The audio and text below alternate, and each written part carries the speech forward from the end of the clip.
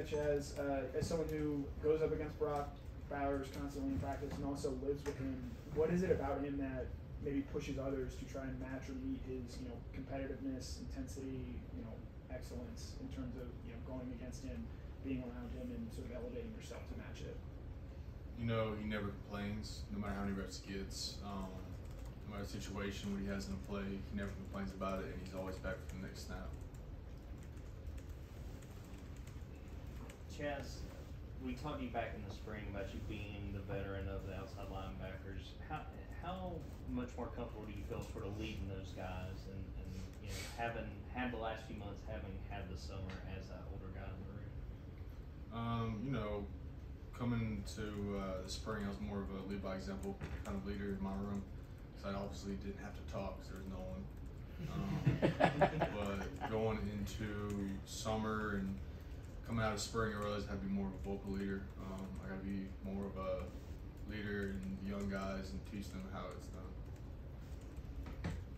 You were a guy, just like a lot of people at Georgia, having to wait for their opportunity. And what have you seen from Marvin Jones and Darius Smith, like those guys that have had to wait for their opportunity and could see increased roles this season? They just both of them put their head down and work. Darius is naturally blessed, with speed and length. Marvin's a great pass rusher, great football player. Both of them, just like everybody else, normally have to wait their turn, but they didn't complain a single play along the way.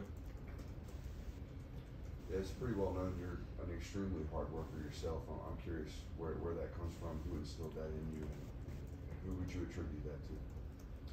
I attribute it to my dad, drill sergeant, 25 years in the military. Kind of instilled that in me from a young age that nothing comes easy.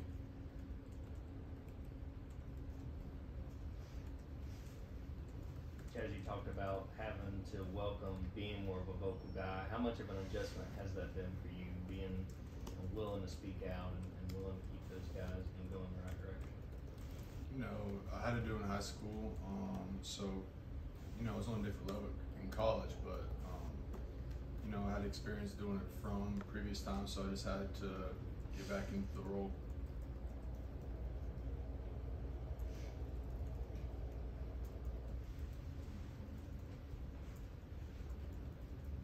Chad, you may have answered this earlier, like the spring or something, but what was Nolan Smith's marching orders, so to speak, as far as being now the gatekeeper, I guess, of that outside linebacker room? Physicality, first off. Everybody has to be physical. We don't get beat. We always have edges. We always close on counter, and we're asked to do most jobs on the field, really, because we're pass rushing, setting the edge, dropping. So being the best on the field is a priority in the outside linebacker room. We just got done talking to Jalen. That's a football player that's already has the pass rushing skill set, moving back to inside linebacker and learning that position.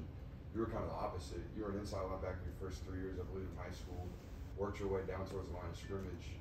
How's that transition been for you, and do you feel like you're kind of at a point where your skills are really refined? In high school I played 3-3 stacks, so first, second down, step backer, and third down and get down in 3-4. But I feel like there was a role that I had to play last year, and previous years as covering. Because we had great pass rushers, and Robert Bill, Nolan Smith, so that was already filled. So I just played my role. Talking about Jalen again, it's the first chance really that we had to pick his brain a little bit. What have you seen from him, first doing that cross training and now, obviously spending a lot of time at inside linebacker? Just what have you seen from him in being able to make that transition? What kind of player would you describe him? Going from outside backer to inside backer, the pass rush helps you. Obviously, inside backer because you run a lot of cross dogs, a lot of inside backer blitzes and simulated, but that's going to help him in the inside backer room. There's more coverage in the inside linebacker room, more mental, capacity you have to have. But he's up for the task. He's mentally strong, and he's got all the abilities.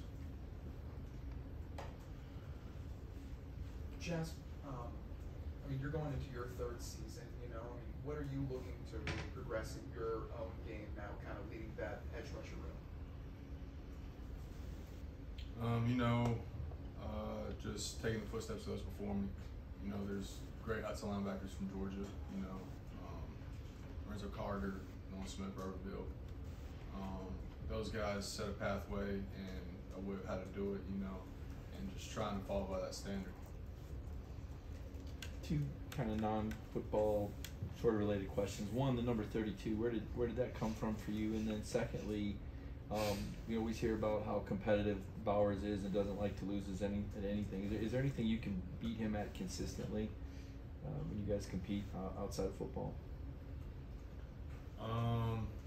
Number 32, nothing really significant. I just kind of got him when I was younger and kind of just stuck it out, you know. And I also always loved Dante Hightower, Tyrann Mathieu also. I love those guys growing up.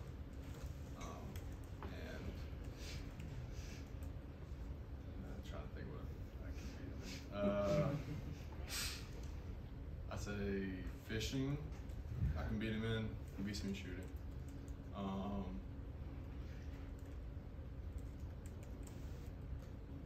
There's not a lot I can beat him consistently in. Chaz, what have you seen from the three freshman outside linebackers going through the first fall camp? How do you feel like they've held up to this point in camp? You know, it's always an adjustment, especially in fall camp, because you're getting installs every single day. They got to build their mental capacity and obviously their toughness, because we're going on 2 weeks right now of straight practices. So they're just progressing, you know, getting used to the tempo of practice and just putting their head down and grinding every single day.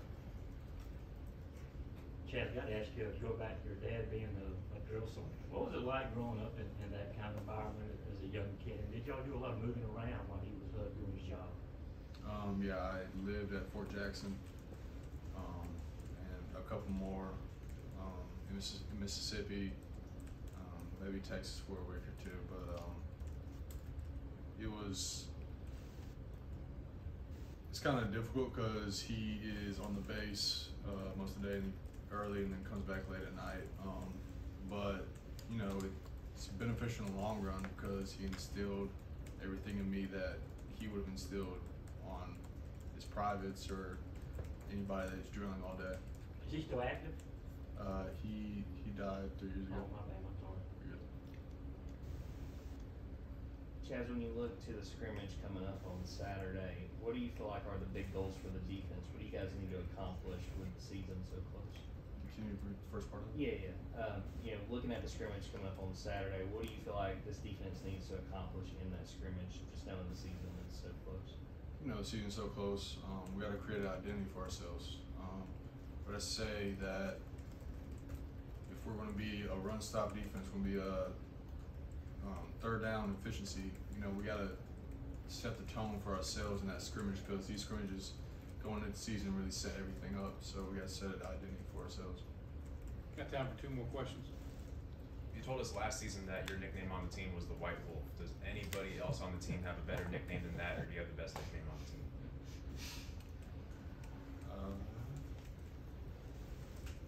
I can say Pop. Pop's a good nickname for him, but I'm sure there's more. I just can't think of it right now. Yeah, I know with the quarterbacks, you're not really tackling them in practice out there, but what's the escapability of these guys compared to Stetson, who obviously could make plays with his feet a lot? You know, I think that they do a great job in the pocket.